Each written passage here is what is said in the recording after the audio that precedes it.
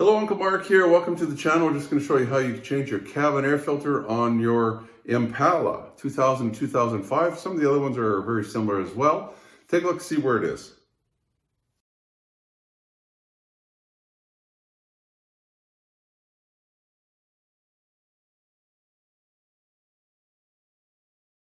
So what you're going to have to do is just go under the hood of the car. Yeah, this is where this access is. Some are from inside. This one's from outside. It's under this little plastic shield or piece here. So first thing is the wiper's in the way. So the best thing to do is you don't have to run the car, but turn it on. Or actually, maybe turn your wipers on first, then turn it on, and be ready to turn the key off as soon as they get out of the way. And let's see. Oh, there you go. Just did it in time. There you go. That arm will be out of the way for sure. Let's go back to it here. See, so they're standing up.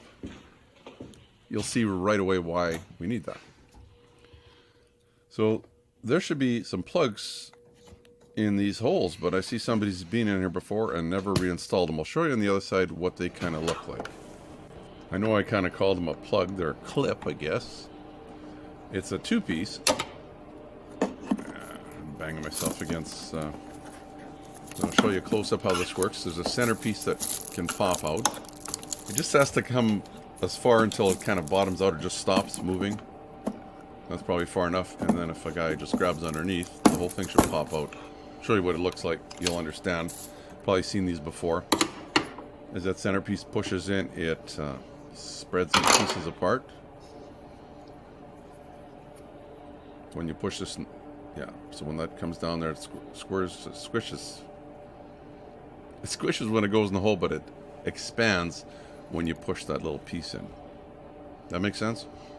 Anyway, I'll put it back in. I'm going to have to kind of squish it to get it to go in the hole. I've taken that centerpiece out, and now it's just going to be a little harder to put it back in.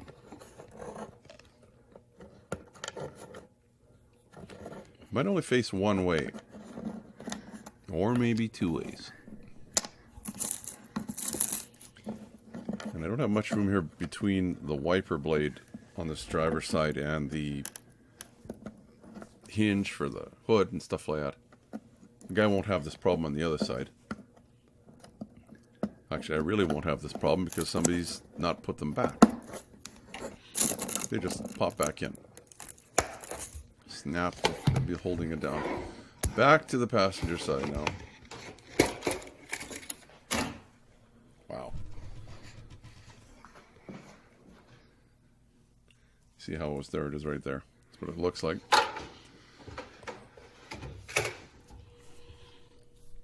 Those clips in these holes here, those two. So I'm not going to have to worry about that. First, I've got to pull away this rubber molding. And then I'm going to unclip these pieces very carefully. These are for the windshield washer squirters. It's just a hose, kind of a plastic hose. I don't want to break it. So I'm just going to kind of move it and sit it under there. Should be good. I don't want to break it. There's a T there too that goes to the other wiper. And then I should just be able to, after you pull those out, lift this up. Now there's kind of a plastic screw here. This is almost too long of a screwdriver. Shorter one would be nicer. Once it's kind of loosened, you can probably grab it with your hands and spin it around. Good thing they didn't lose that too, because then nothing would be holding this down. You might have to use something to pry it up. I'm going to use my little door panel tool. This comes in handy for all sorts of things. Once it pops up, the left-hand corner there on the passenger side is kind of jamming up this. I'm just going to move it out of the way. And there it is. And it looks dirty. It should just come out. You know, they made it's almost like they decided to put this in after they had it all built. It's almost not enough room. I'll show you down in here. Now there's your fan with the squirrel cage in case you ever have something rattling in there. Maybe a twig falls in or a leaf or something, you can hear it making noise, you can just take this out. Oh, look how dirty it is. Take it out, clean, vacuum out that little squirrel cage if you want. Now this, I'm going to just try and bang out the junk out of it. It's not my car. I don't have permission to buy them a new one. I'm not even really sure. We're having some other issues with this car, so I'm not even sure if it's going back on the road. But I figured let's show you how this works. And it's supposed to go in only one way, so the dirtier side's going to face up. Maybe I can just vacuum it out quickly. It's my 150 horsepower shop vac. Just gently trying. Get most of the stuff out.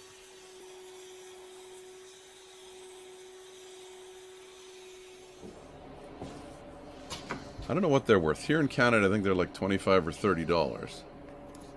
Somewhere in there. Let's put her back in anyway. Now usually they have an arrow facing down to show you what is down and what is up. Usually put an arrow down. I don't see any arrows in this one, but I know the dirtier side is the side that's going to face up. It should just flop in here, but the right corner that you can't see, way inside there, is jamming on something. Not really sure what. So I'm hoping, if somebody else does this, they won't, if they're putting a new one in, maybe it's a little more rigid. Maybe this one's just a little floppy because it's so old. In fact, it probably could be wet at one time from snow up here in Canada. Who knows? Should just go in, but like I say, there's almost not enough room. It's sitting in a little square tray. I'll show you in a minute.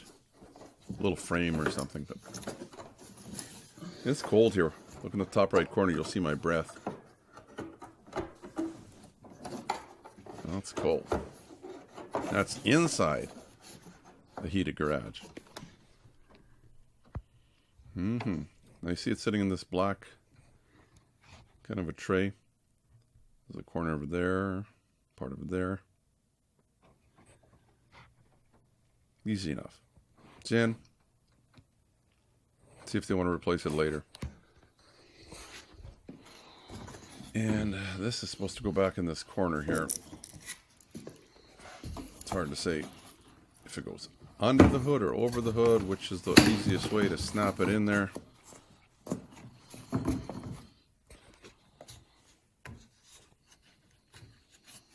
More issues. But if you have to bring it to a shop, so you've got time driving down to the shop, making the appointment, sitting there waiting. Most people could do this. Just add a couple little screwdrivers, maybe a pair of pliers to pull out those little clips. Try and sit that back in the way it's supposed to sit in there, however it sits. It's kind of a drain. Make sure it does go down and drains down. And sit that back in there. Should be one of those clips. There's that screw. I probably should have cleaned that little vent a little bit. It can breathe from the driver's side as well. Need to snap all those in. That's going to go in here. Snap those back. You see, it's just a little hook. It just snaps in there. Hopefully yours is not brittle. Be very careful that it doesn't break. And then just put this rubber piece back on here. It's a seal. It seals against the hood. And the hood closes. I don't know if it's to keep warm air off the outside of the window or what it is, or if it's to help with sound or noise. And you see how that snaps in there. And that's it. So that's how easy you can do it. Now, I'm sorry I didn't actually put a new filter in. It's not my car. So I figured I'm not going to give them $25 or whatever the filter's worth. They can do that on their own. Buy me the filter. I'll put it in for you for free. At least for them. Anyway, if you liked the video, give me the thumbs up. You can subscribe down in the corner as it is too. If you want to look for some more videos that are very similar, why not check out our friends Brian at Project Time Garage. There he is. Click just above the circle there, and we'll put a link to his channel. Really good guy down in the States, and he's got some neat stuff there. Can he repair things. Until next time, Uncle Mark saying, you stay safe. Bye-bye for now. Did I put a link up to this car? I don't think I did. Right here. A link to more videos on the Impalas for you to enjoy and possibly learn from. Until next time, Uncle Mark saying bye-bye for now. Please subscribe and you'll get all the notifications. It's easy. The little dog will show you how. Ring the bell. Ring the bell.